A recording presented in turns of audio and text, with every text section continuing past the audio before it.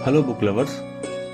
श्रीमद् भगवत के चैप्टर 2 श्लोक नंबर 38 में लिखा है कि सुख दुखे समय कृत्वा लाभा लाभी जया जयो ततो युद्धायुजस्व नैवम पापम व्याप्स्यसि।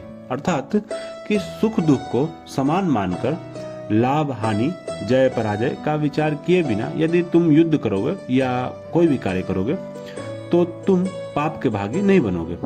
इसी को क्या कहते हैं? तो कर्मयोग कहते हैं इसको। जैसे कि कोई भी इंसान ज्ञान को प्राप्त कर लेता है तो वो ये जान लेता है कि वो शरीर नहीं केवल एक आत्मा है।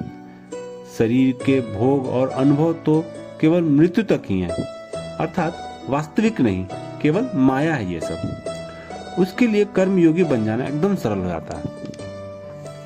कर्म का बंधन अवश्य निर्मित तो होता है, लेकिन कार्य का बंधन निर्मित नहीं होता है। वे आगे बोलते हैं कि क्या तुम्हें कर्म और कार्य के बीच का भेद पता है?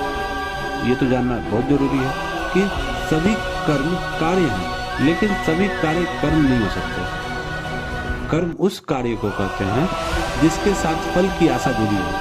मनुष्य जब भी दुख की, संपत्ति की, प्रशंसा की आशा रखकर कोई कार्य करता है तो वह उस कार्य के फल से बन जाता है। जब किसी कर्म को फल की आशा से किया जाए तो उसे सकाम कर्मयोग कहते हैं, और जब भी किसी को बिना किसी फल की आशा के किया जाए उसे निष्काम कर्मयोग कहते हैं। वास्तव में मनुष्य को कोई कर्म नहीं बांधता है, उससे कर्म से जुड़ी आशाएं उसे बांध के रखती है।